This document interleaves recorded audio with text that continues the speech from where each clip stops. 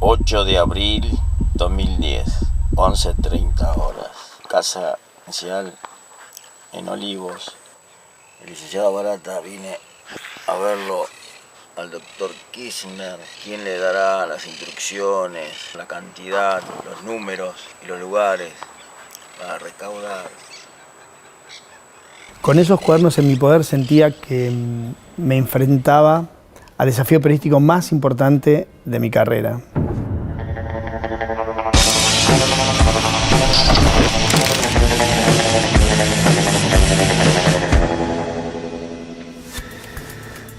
Una de las cosas que a mí me pasaba era ver así, entender, recorrer el camino de la coima, ¿no?, entre el Estado y sus proveedores, ¿no?, esa relación tan particular y siniestra que todos suponíamos, ¿no? El punto es que no había la manera de que estos muchachos responsables empiecen a rendir sus cuentas. Y esto me parece que es lo importante de esta investigación, mucho más allá de los Kirchner, ¿no? Mucho más allá de la organización, si querés, del vértice de la pirámide, que eran quienes acopiaban el dinero. Debajo de eso había todo un entramado corrupto y nosotros estábamos contando eso. El mundo empresario, el mundo de los proveedores del Estado, esa famosa patria contratista, que en la Argentina durante años hizo negocios con el Estado, estaba quedando al descubierto, ¿no? El riesgo de que se filtrara información era muy pero muy alto. Eso sí, coincidimos el primer día que vimos los cuadernos en que a partir de ese momento no íbamos a hablar más por teléfono. Se trazó una estrategia que era que nos íbamos a ver personalmente, igual que él iba a trabajar de manera libre con un equipo. Se pensó el equipo que iba a trabajar con él, debatimos mucho de quiénes tenían que ser las personas y a él le surgió la idea de que fueran dos personas del máster, Santiago Nasra y Candela Ini. Se daba una particularidad con Santiago Nasra, que es un tipo fanático de los datos, entonces inmediatamente a Diego se le ocurrió que Santiago tenía que ser una de las personas. Y la otra periodista era Candela Ini. Candela siempre se quiso dedicar a lo judicial, a lo político, entonces la idea de conformar el equipo con los masterandos, que cabe aclarar, son profesionales, no se trata de becarios, se trata de gente que estudió una carrera y que hizo un máster, que es el máster de la Nación, y nos cerraba por todos lados. Yo escribiría mi perfil periodístico, honestamente. Tengo cantidad de habilidades, no soy experto en ninguna. Me encanta la tecnología a nivel aficionado, o sea, que me gusta crear cosas, construir cosas, me gusta, me hace sentir bien. Creo que las audiencias y la población merecen saber de qué están conformadas las instituciones, cómo llevan adelante sus vidas y sus tareas quienes tienen el poder, y había algo de eso que a mí siempre me convocó y bueno, por eso siempre me interesé por lo que se puede llamar trastienda judicial o trastienda política. Y los llamé y les dije, bueno, me pasó tal cosa, les mostré de qué se trataba este trabajo y les dije si estaban con ganas de echarme una mano y que iba a ser mucho trabajo y que posiblemente en horarios que no fueran los de la redacción. Fue muy impresionante, en principio, ver la pila de cuadernos y la cantidad de hojas y de registros. Sentía que era un trabajo único, la carrera de un periodista, y a su vez, y esto lo dijimos muchas veces con Diego, esto puede ser todo o puede ser nada. Para mí, recién entrando en la profesión, encontrarse con algo así es una suerte de santo grial. Diego le puso muchísimo énfasis a la importancia del silencio, a la importancia de que nadie se entere. De hecho, nos lo dijo el primer día. O sea, era fundamental la confianza. Lo principal era que no se filtre esto. Y ninguno de los dos dudó. Cada cual cumplía con sus tareas en el diario y nos íbamos a trabajar a casa. Y ahí trabajábamos en general desde las 10 de la noche hasta las 3, 4 de la mañana, hasta la hora que nos diera el tiempo, las ganas y el sueño. Y al otro día cada cual arrancaba en su rutina normal, ¿no? Eso nos generaba una protección enorme que nadie sabía, nadie preguntaba. Ese tiempo trabajé más de 15, 16 horas por día, porque en la noche me quedaba trabajando en esto y durante el día cumplía con mis tareas normales, entonces no despertaba ninguna sospecha a nadie.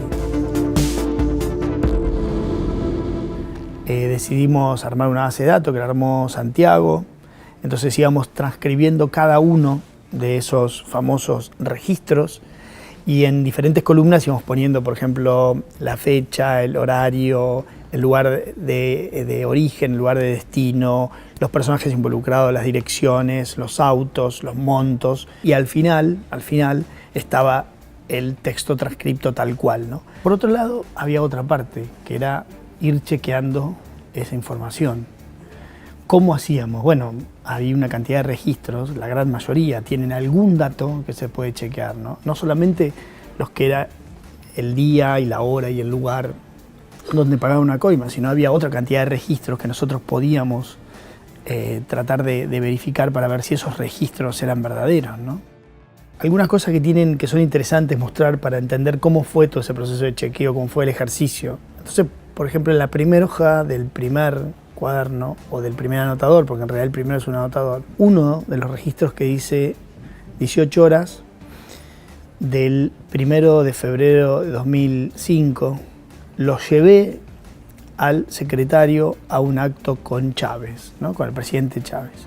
Y después anota los kilómetros que tenía el auto al inicio de ese recorrido y los kilómetros que tenía después, ¿no? Por lo tanto, para cobrar ese trayecto. Entonces, yo voy al archivo del diario a ver si ese 1 de febrero hubo un acto con Chávez y efectivamente estuvo el presidente Chávez y el presidente Kirchner y obviamente todo el Ministerio de Planificación Federal. O sea, yo podría suponer que Barata efectivamente estuvo ahí. Y a su vez, digo, bueno, la hora, ¿no? Tendría que chequear la hora, a ver a qué hora estuvo. Y casualmente en esa crónica que está hecha de ese día cuenta los funcionarios y gran parte de las organizaciones sociales que habían estado convocadas a ese acto llegaron a las 18 horas, hora finalmente en la que se llevó a cargo el acto, ¿no? Como ese se pueden recorrer decenas, centenares de miles, que fue lo que hicimos, ¿no? Centeno decía, fui de un lugar a otro 15 kilómetros y anotaba y chequeábamos si efectivamente ahí había 15 kilómetros. Buscamos, por ejemplo, la base de datos de entradas de autos a la Quinta de Olivos, o si ese auto estaba ingresado ese día a Olivos. Después empezamos a chequear todos los registros de los autos. Una de las cosas más pornográficas eran los montos. Hay algún relato, por ejemplo, que cuenta Centeno que le tocó a él subir una valija que pesaba unos 40 kilos. Saqué la cuenta y es una cuenta pública que más o menos $1 millón son 10 kilos. O sea que ahí había 3 o 4 millones de dólares, ¿no? Y a él le tocó subirlo.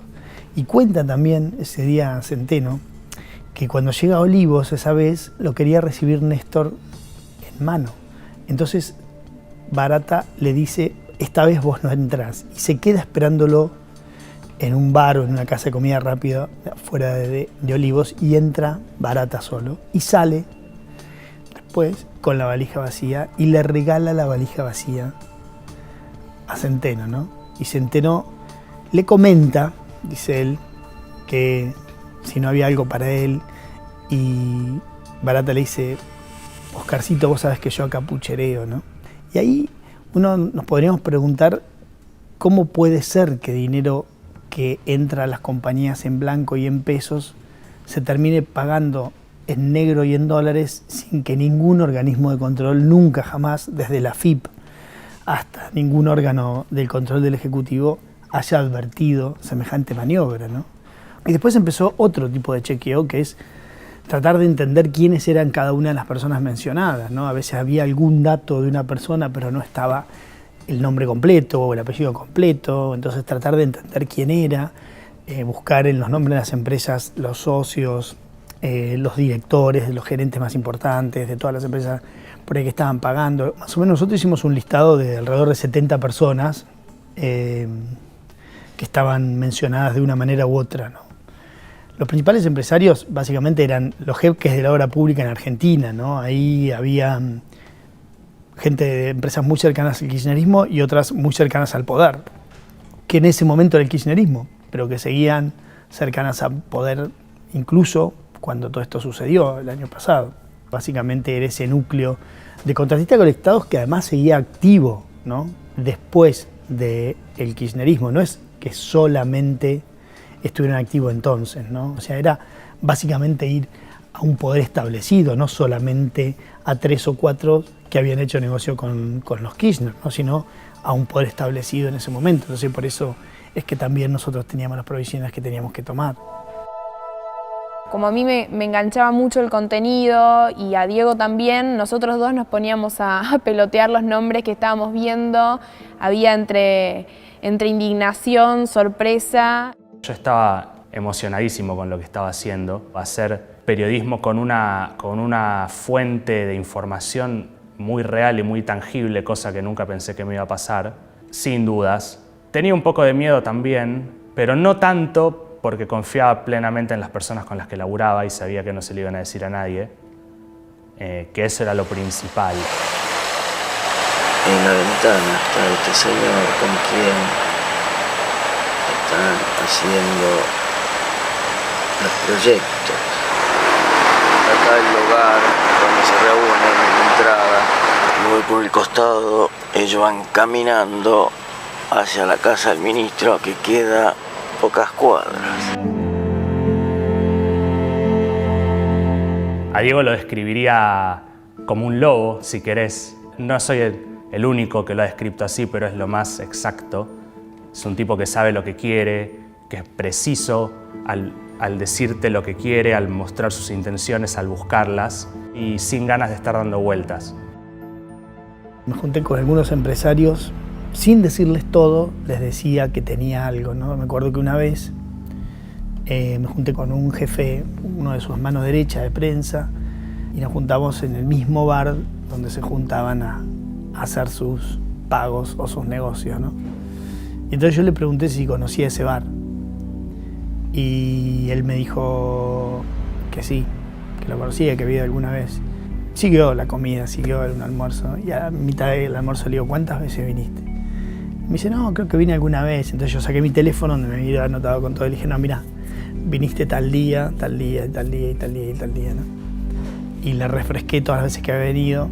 Y le dije, contame, ¿a qué viniste? Contame, yo sé todo. Y me dice, bueno, ¿de dónde sacaste eso? Y ahí empezó un intercambio donde yo enseguida, obviamente, lo pude plantear y ver si él me mentía o no. Entonces yo le decía si me quería contar algo. Le digo, pregúntale a tu jefe si se quiere sentar conmigo, que me cuente. Entonces me manda a decir el jefe que me dice, yo nací en un barrio donde al que habla le dicen traidor. Y dice mi jefe que él no es ningún traidor, me dijo. Entonces yo le digo, decile a tu jefe que Buenos Aires está lleno de barrios y lleno de traidores, que me van a contar todo lo que hicieron ellos y lo que hizo tu jefe también. Y ellos se me reían en la cara, me gozaban y me decían, nunca vas a poder parar eso, nosotros entregábamos vino en esas cajas. O sea, yo hoy me iba al mazo, digamos, no podía contraatacar mucho más porque si no mostraba mis cartas. Pero me servía, digamos, para dos cosas. Primero, para seguir, digamos, convenciéndome de que estaba en el mundo de los miserables, ¿no? Y segundo, para semblantearlos, que alguien les cuente así, en primera persona, en la cara, vos hiciste tal cosa, tal día, tal otro, y más aún cuando es un periodista que lo puede publicar, bueno, los sorprendía y yo enseguida me daba cuenta si estaba en lo cierto o no. Con el correr del tiempo, obviamente nos fuimos convenciendo de que todo era verdad. Mientras tanto, ¿no? Había todo otra doble cabeza mía que iba mucho más allá de la investigación y era justamente qué hacer, ¿no? Y era más o menos marzo, fines de febrero, principios de marzo de 2018, y mi idea era publicar todo y tratar de que mi fuente y mi contacto indirecto con Centeno lo convenza a él de que me dé una entrevista. Entonces yo sí ahí podía contar todo con él, diciendo, bueno, efectivamente yo participé de todo este camino de corrupción, ¿no? Y él me decía que era muy difícil porque Centeno todavía incluso seguía trabajando para la familia Barata, haciéndole trámites y demás, entonces que iba a ser una decisión muy difícil de que efectivamente tomara, ¿no? De sentarse conmigo a reconocer eso en público y yo poder darlo. Entonces esa era mi pelea entonces.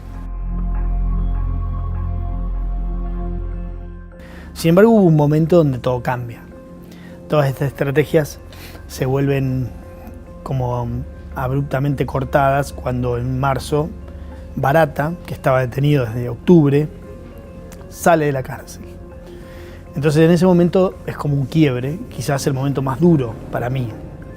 Porque hasta ese momento yo trabajaba con los cuadernos originales, en casa, con la sensación de que nadie tenía nada, o tomamos la decisión de que los cuadernos no salgan de casa, y yo estaba tranquilo. Pero en ese momento, Centeno, que era un hombre que seguía trabajando para el entorno de la familia, le pide a mi vecino que le devuelva los cuadernos.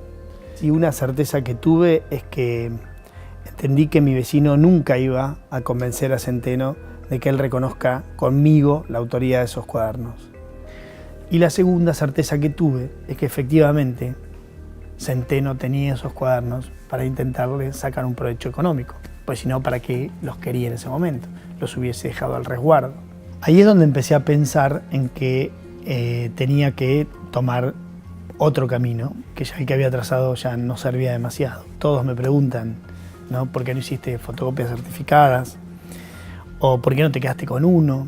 Y yo, digamos, podía haber hecho cualquiera de esas cosas, fueron cosas de las que pensé. ¿Por qué no hice fotocopias certificadas, por ejemplo? Bueno, porque ¿qué hubiese certificado? Solamente que eran veraces respecto del original. Ahora, respecto de la veracidad de los hechos relatados, no podía legalizar nada, o sea, no me iba a servir de nadie. Además, la verdad es que no confiaba tampoco en dejarle 1000 copias a alguien llena de información que podía venderse también.